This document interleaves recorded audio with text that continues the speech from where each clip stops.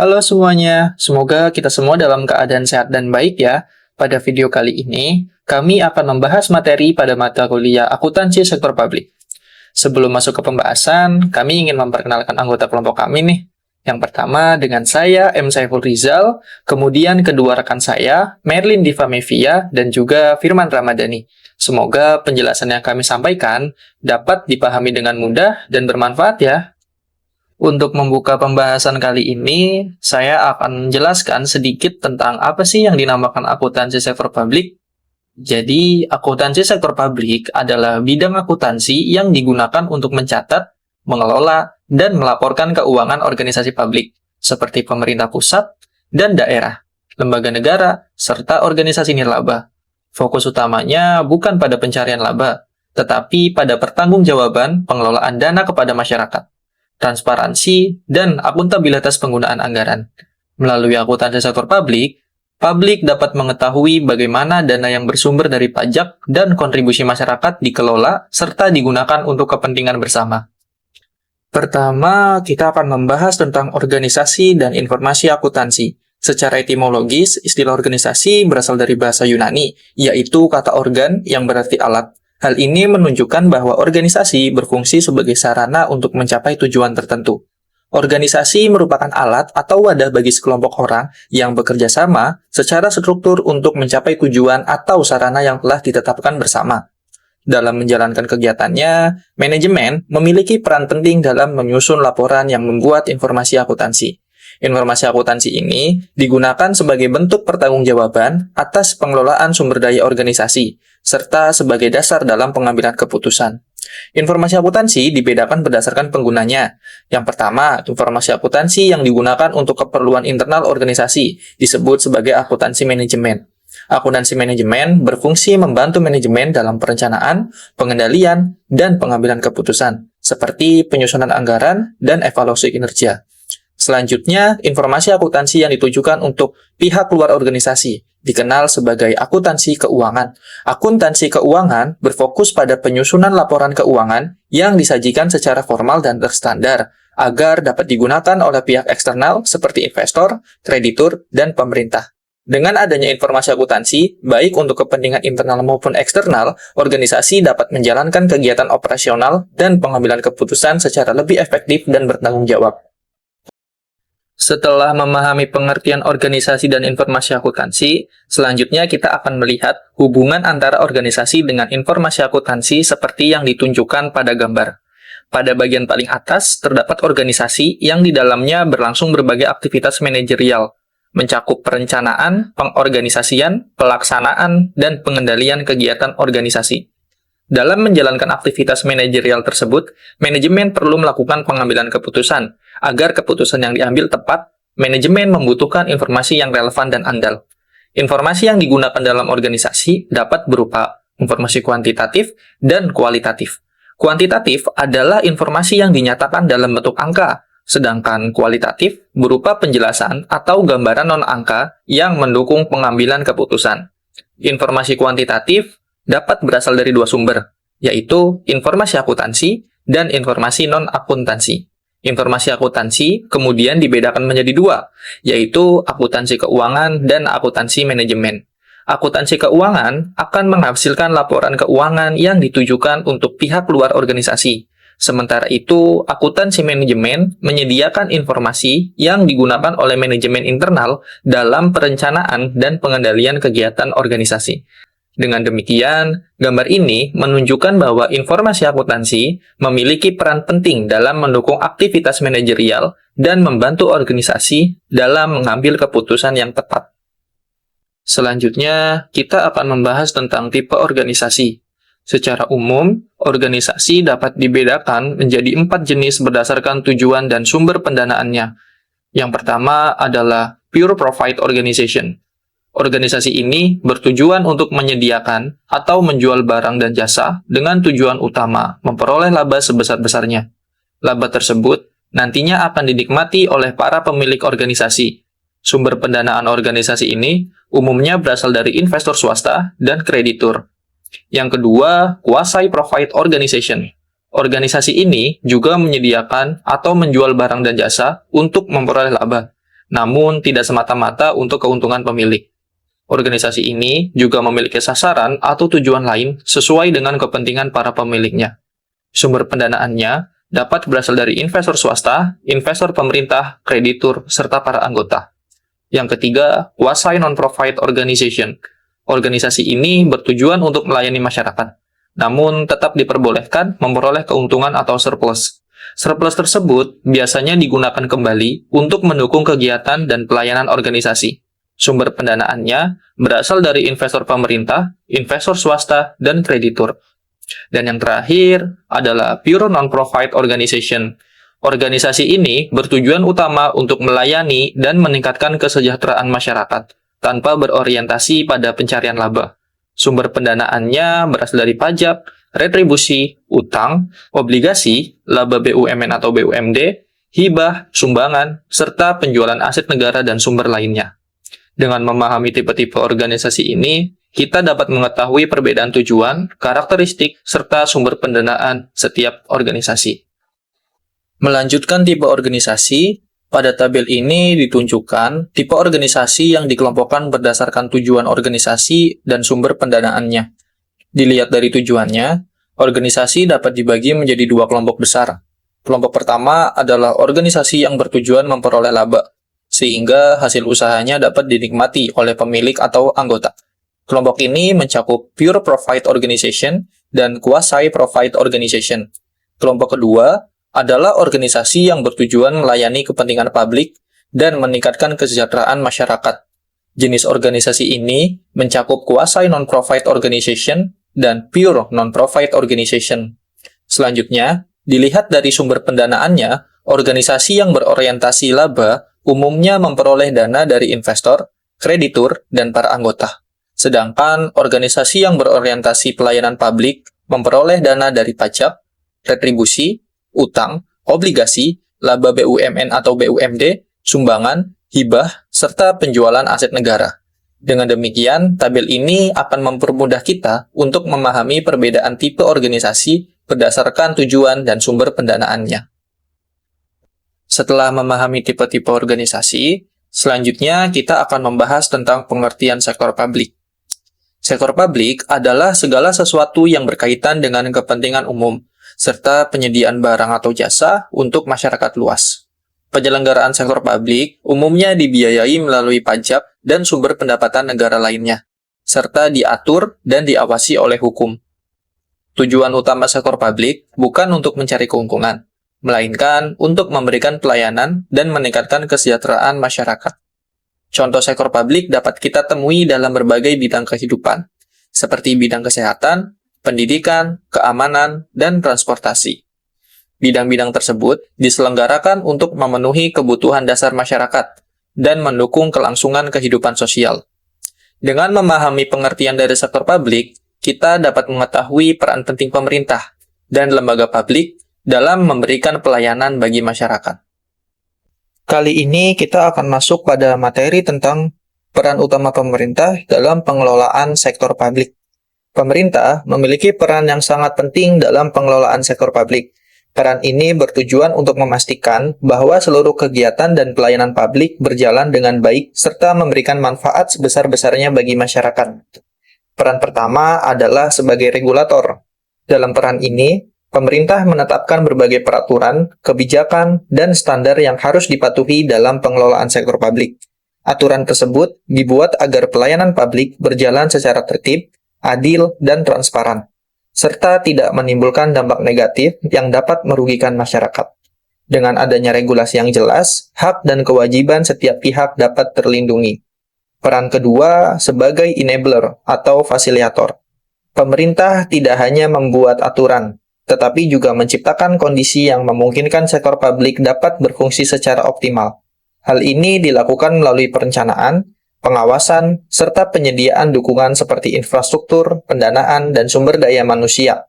Dengan peran ini, masyarakat dapat mengakses layanan publik dengan lebih mudah dan merata. Peran ketiga, sebagai penyedia langsung barang dan jasa publik. Pemerintah bertanggung jawab menyediakan layanan dasar seperti pendidikan, kesehatan, dan infrastruktur umum. Meskipun dalam beberapa kasus pengelolaannya melibatkan pihak swasta, pemerintah tetap memastikan bahwa pelayanan tersebut tetap terjangkau, berkualitas, dan dapat dinikmati oleh seluruh lapisan masyarakat. Melalui ketiga peran utama ini, pemerintah berupaya menciptakan pengelolaan sektor publik yang efektif, efisien, dan berorientasi pada kepentingan masyarakat secara luas. Selanjutnya, kita akan membahas tipe barang atau pelayanan dalam sektor publik. Secara umum, barang dan jasa dibedakan berdasarkan cara pemanfaatannya oleh masyarakat. Tipe pertama adalah pure public goods. Barang atau jasa ini, manfaatnya dapat dinikmati oleh seluruh masyarakat secara bersama-sama, tanpa mengurangi manfaat bagi orang lain. Selain itu, tidak ada pihak yang dapat dikecualikan dari penggunaannya. Contohnya adalah pertahanan nasional, layanan kepolisian, pemadam kebakaran, serta sistem peradilan. Keberadaan layanan ini sangat penting karena berperan menjaga keamanan, ketertiban, dan keadilan bagi seluruh masyarakat. Tipe kedua adalah quasi public goods. Barang atau jasa ini juga memberikan manfaat bagi masyarakat luas. Namun, jika digunakan secara berlebihan oleh individu tertentu, dapat mengurangi kesempatan orang lain untuk menikmatinya. Contohnya adalah layanan kesehatan dan pendidikan. Selain itu, pengendalian pencemaran dan ekstraksi air tanah juga termasuk dalam kategori ini, karena penggunaannya perlu diatur agar tidak merugikan kepentingan bersama.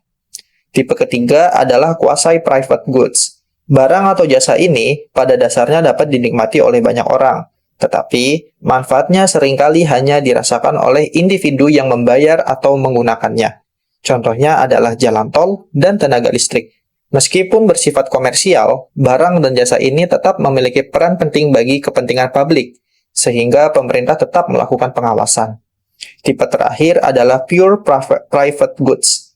Barang atau jasa ini sepenuhnya bersifat pribadi, di mana manfaatnya hanya dapat dinikmati oleh individu yang membeli atau mengonsumsinya. Mereka yang tidak membayar tidak dapat menikmati barang atau jasa tersebut. Contohnya adalah makanan, pakaian, hiburan, dan berbagai peralatan rumah tangga. Pada bagian ini, kita membahas interseksi antara public goods dan private goods.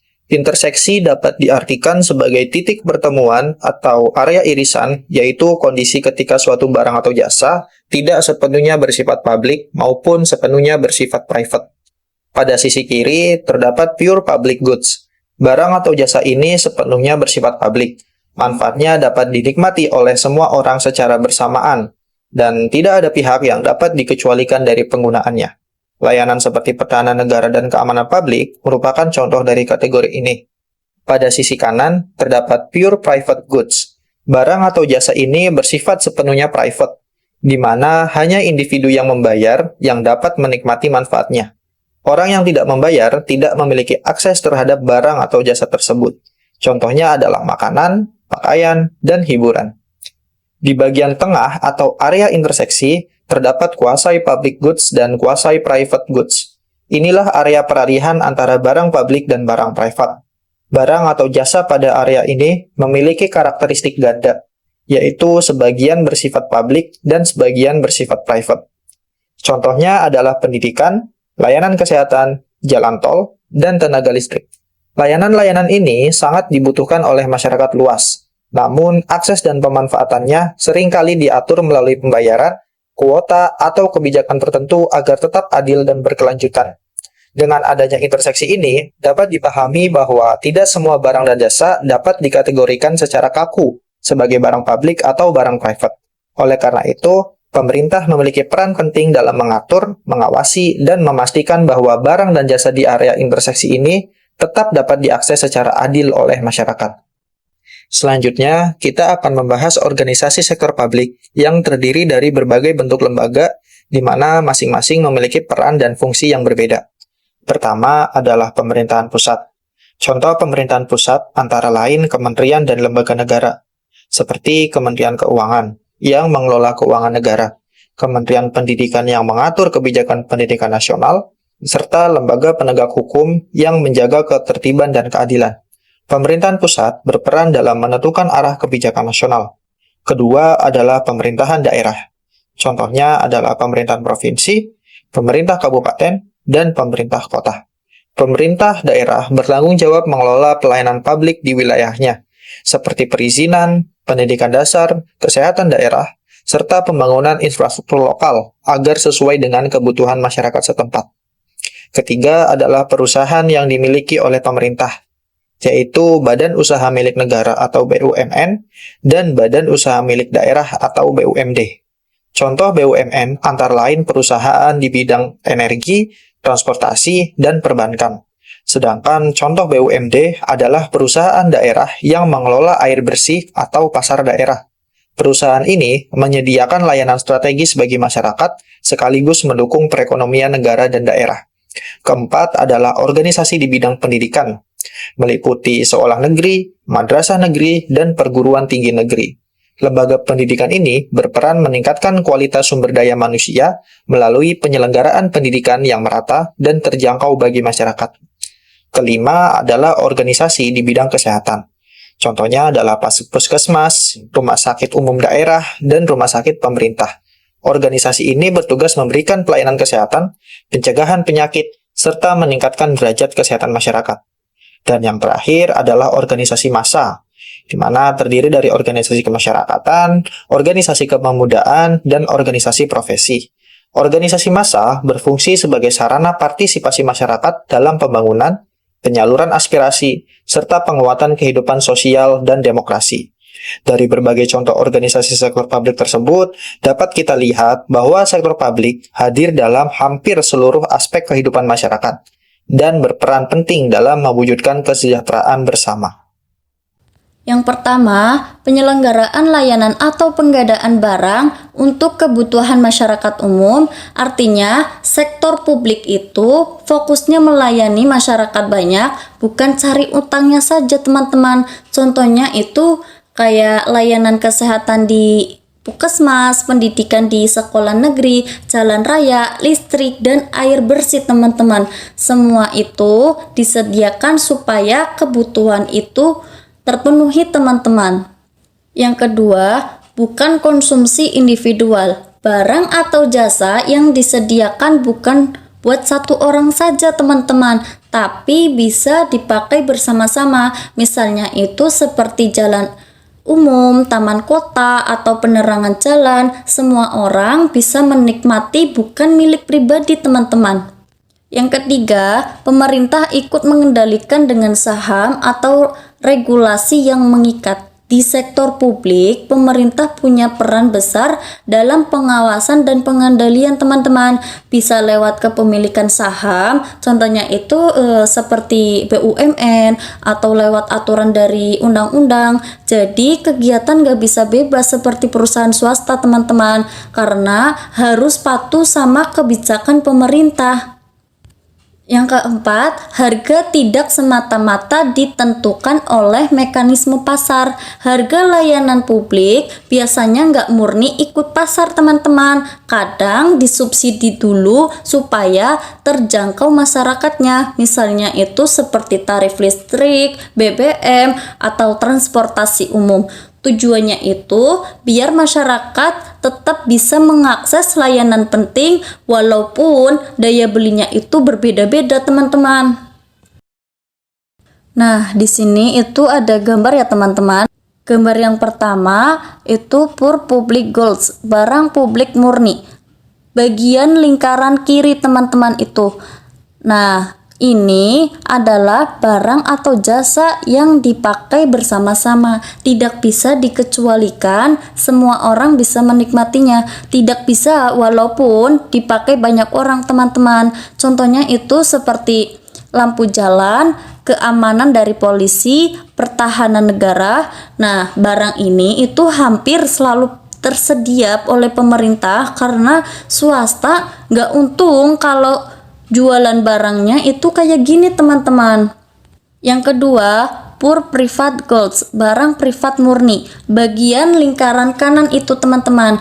Nah, ciri-cirinya itu ada harga, bisa dibatasi oleh pemakaiannya. Kalau dipakai satu orang, orang lain gak bisa pakai teman-teman. Contohnya itu seperti makanan di restoran, HP, pakaian. Barang ini itu murni dikelola sektor swasta karena orientasinya itu laba teman-teman.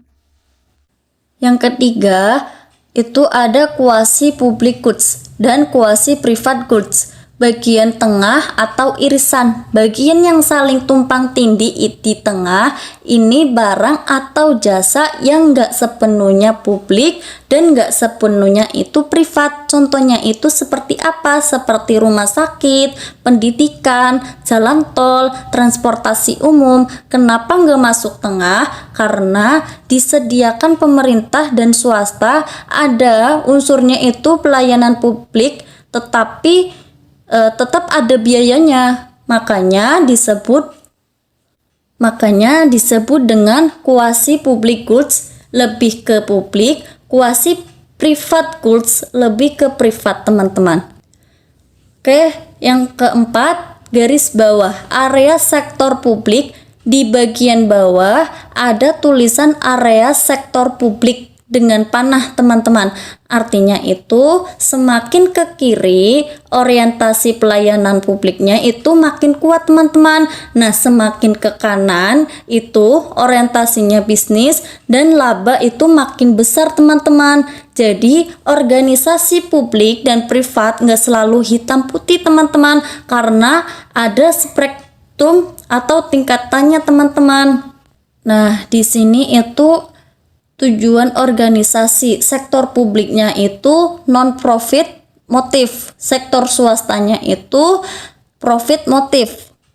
Tujuan organisasinya itu, sektor publiknya itu tujuan bukan cari untungnya saja, tapi melayani masyarakat. Contohnya itu seperti pemerintah, dinas, BUMN, dan lain-lain.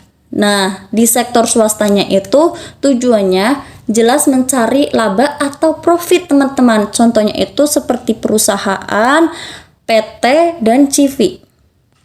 Yang kedua, sumber pendanaan. Sektor publiknya itu pajak retribusi utang obligasi laba BUMN atau BUMD, penjualan aset negara tersebut. Sektor swastanya itu pembiayaan internal modal sendiri, laba ditahan, penjualan aktiva pembayaran eksternal, utang bank, obligasi penerbitan saham. Nah, sumber pendanaan itu sektor publiknya pendanaan dari pajak retribusi utang negara, obligasi laba BUMN atau BUMD sampai menjual aset negara. Nah, sektor swastanya itu ada internal dan eksternal. Internalnya apa? Internalnya itu modal sendiri, laba ditahan penjualan aset. Nah, eksternalnya itu apa? Eksternalnya itu utang bank, obligasi penerbitan saham, teman-teman. Baik, yang ketiga itu pertanggungjawaban. Sektor publik pertanggungjawaban ke masyarakat publik dan parlemen, DPR atau DPRD. Sektor swastanya itu bertanggung jawab ke pemegang saham dan kreditur, teman-teman. Baik, yang nomor 4, struktur organisasi. Sektor publik cenderung birokratis, kaku dan hierarkis, banyak atau jenjang. Nah, di sektor swastanya itu lebih fleksibel dari data piramida atau lintasan fungsi, teman-teman. Nah, yang kelima itu karakteristik anggaran. Di sektor publiknya itu terbuka untuk publik karena pakai uang rakyat, teman-teman. Yang ke sektor swastanya itu tertutup hanya untuk internal perusahaan, teman-teman. Yang keenam, sistem akuntansi. Sektor publiknya itu umumnya pakai cash accounting, dicatat saat uang benar-benar diterima atau dikeluarkan. Sektor swastanya itu pakai accrual accounting, dicatat saat transaksi terjadi walau uang belum dibayar atau diterima, teman-teman. Yang ketujuh itu kriteria keberhasilan. Sektor publiknya itu dilihat dari ekonomi efisiensi dan efektivitas pelayanan.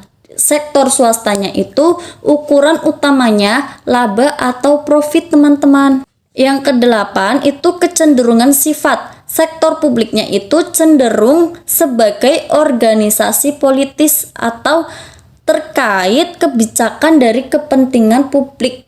Sektor swastanya itu organisasi bisnis murni, teman-teman. Yang kesembilan itu dasar operasional. Nah, dasar operasional itu sektor publiknya itu berjalan di luar mekanisme pasar, teman-teman. Nah, sektor swastanya itu berjalan berdasarkan mekanisme pasar, permintaan dan penawaran, teman-teman. Baik, selanjutnya itu bagian dari sistem ekonomi negara.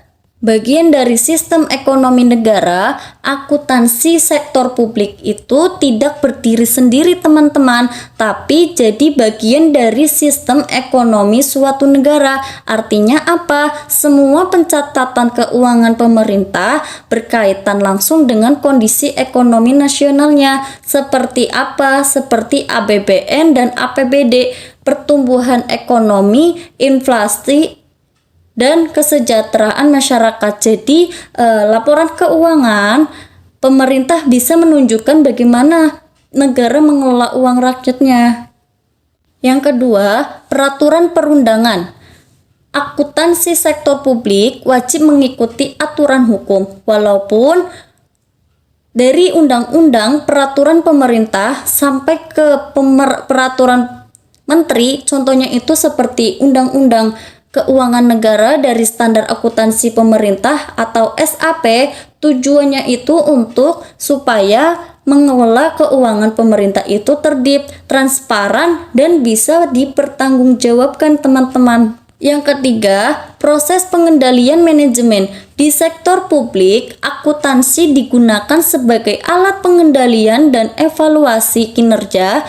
Jadi, bukan cuma mencatat uang masuk dan keluar, tapi juga untuk menilai apakah anggaran digunakan sesuai rencana, apakah proses pemerintahan berjalan dengan efektif, nah apakah ada pemborosan atau penyimpangan. Dengan akuntansi dan manajemen itu bisa ambil keputusan yang lebih tepat, teman-teman.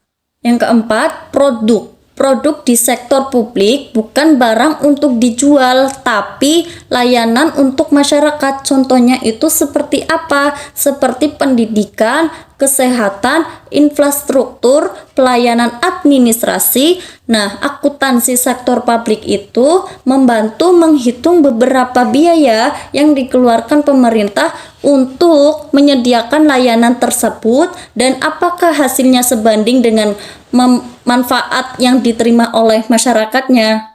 Yang kelima itu ada kelangkaan sumber daya. Sumber daya pemerintah itu terbatas, baik uang, tenaga kerja, maupun aset. Sementara kebutuhan masyarakat sangat banyak, karena itu akuntansi sektor publik itu berperan penting untuk mengatur prioritas anggaran, menggunakan dana secara efisiensi, menghindari pemborosan. Intinya supaya dana publik itu yang terbatas bisa memberikan manfaat sebesar-besarnya bagi masyarakatnya. Selanjutnya di sini ada materi tentang keunikan akuntansi di sektor publik. Yang pertama di sini ada cenderung kurangnya uniform. Apa sih cenderung kurangnya uniform?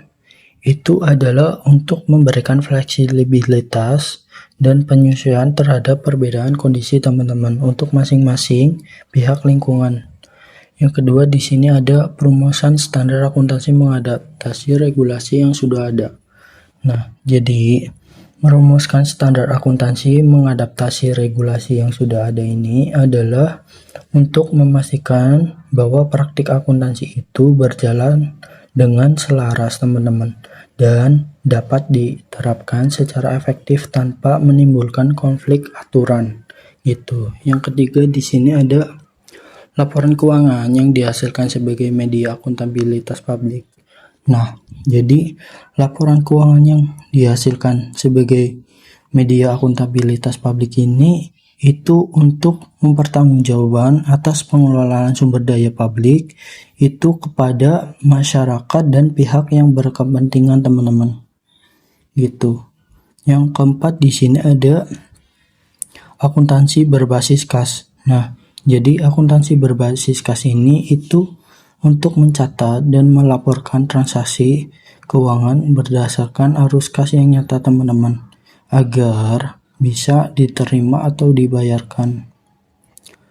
Selanjutnya di sini ada materi tentang perubahan lingkungan organisasi di sektor publik.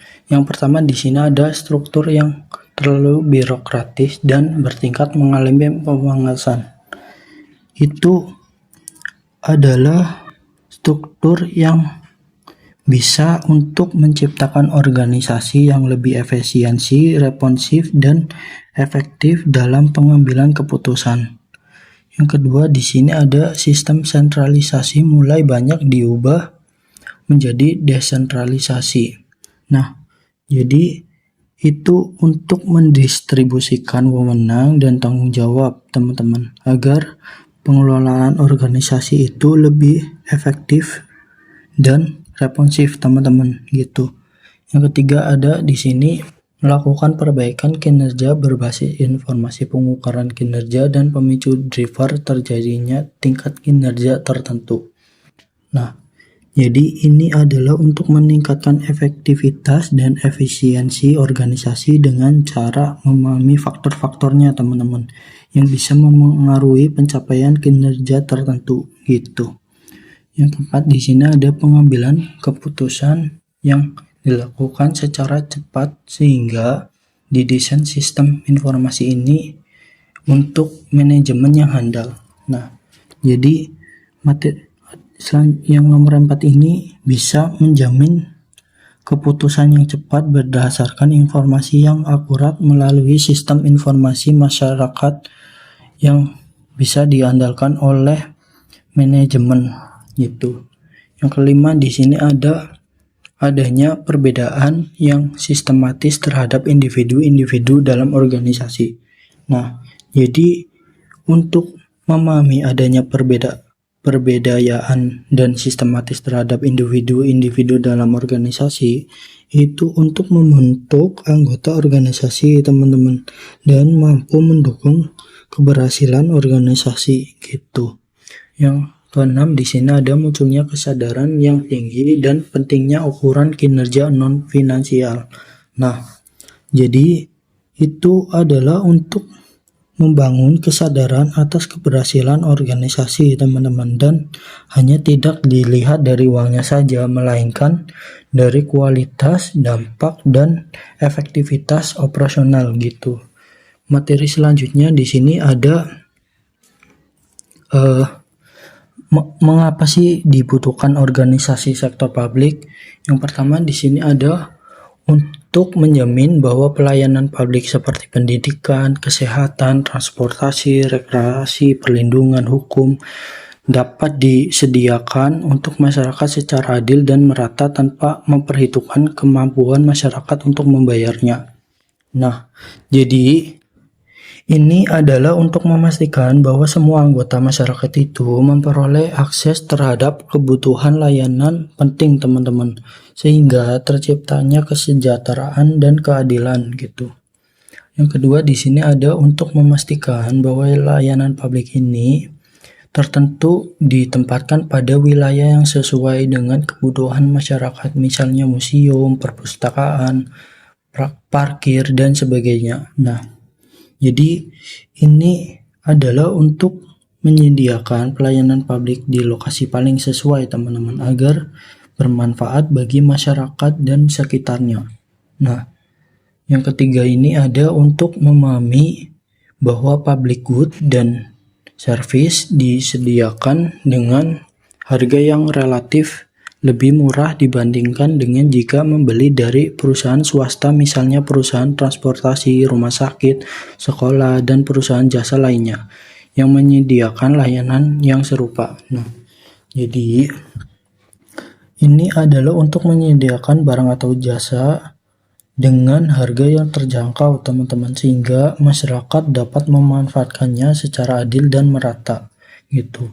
Yang keempat di sini ada untuk menciptakan persatuan dan kesatuan bangsa karena adanya bedaan agama maupun suku. Nah, jadi ini adalah untuk menyatukan bahwa masyarakat yang beragam, teman-teman, agar bisa terciptanya harmonisasi untuk kerjasama dan identitas bangsa yang kuat, teman-teman. Yang pertama itu ada output sektor publik berkaitan dengan barang atau jasa kebutuhan masyarakat umum. Nah, jadi ini adalah untuk memenuhi kebutuhan dasar masyarakat secara merata, teman-teman, sehingga meningkatnya kesejahteraan dan menyediakan layanan yang tidak sepenuhnya disediakan oleh sektor swasta. Yang kedua, di sini ada barang dan jasa kebutuhan publik tidak dapat dibagi-bagi secara individu atau orang per orang. Nah, jadi tujuan dari kebutuhan publik ini tidak dibagi-bagi itu adalah untuk menekan bahwa layanan publik itu bersifat kolektif dan harus dinikmati secara bersama-sama, teman-teman, dan oleh seluruh masyarakat itu harus memberikan untuk menyediakan layanan yang nyaman dan dinikmati. Selanjutnya yang ketiga ini ada tidak memungkinkannya menjatah pengguna barang atau jasa tersebut untuk setiap orang. Nah, jadi ini adalah untuk menjamin penggunaan barang atau jasa publik bisa dinikmati bersama-sama, teman-teman, dan tanpa adanya pembatas individu sehingga berfungsi untuk kepentingan umum. Yang keempat, di sini ada alokasi barang atau jasa kebutuhan publik menghadapi pasar pesaing tidak sempurna. Nah, jadi untuk alokasi barang atau jasa kebutuhan publik menghadapi pasar pesaing tidak sempurna ini adalah untuk menjamin ketersediaan barang atau jasa itu untuk distribusi yang optimal, teman-teman, sehingga mekanisme pasar itu tidak efisiensi dan menyediakan secara merata gitu. Yang kelima, di sini ada mengurangi beban masyarakat atas penggunaan barang atau jasa publik dengan pemberian subsidi atau perangsang kepada pihak swasta untuk penyediaannya, yang biasa disebut dengan quasi private organization. Nah, jadi inti dari itu adalah untuk memastikan bahwa masyarakat agar tetap mengakses layanan penting, teman-teman, sekaligus untuk mendorong pihak swasta berperan dalam penyediaan layanan publik itu. Selesai. Baik, rekan-rekan semua, sebagai penutup, dapat kita pahami bahwa akuntansi sektor publik memiliki peran yang sangat penting dalam kehidupan masyarakat. Melalui karakteristiknya, akuntansi sektor publik membantu memastikan bahwa pengelolaan keuangan dilakukan secara transparan, akuntabel, dan bertanggung jawab demi kepentingan bersama. Informasi keuangan yang dihasilkan bukan hanya sekedar angka, tetapi menjadi dasar dalam pengambilan keputusan, pengawasan, serta penilaian kinerja pemerintah dan organisasi publik dalam memberikan pelayanan kepada masyarakat. Dengan akuntansi yang baik, kepercayaan publik dapat terjaga dan tujuan kesejahteraan masyarakat dapat lebih mudah tercapai. Semoga materi ini dapat menambah pemahaman kita tentang pentingnya sektor publik bagi masyarakat luas. Terima kasih atas perhatian Anda, dan sampai jumpa pada video edukasi berikutnya. See you!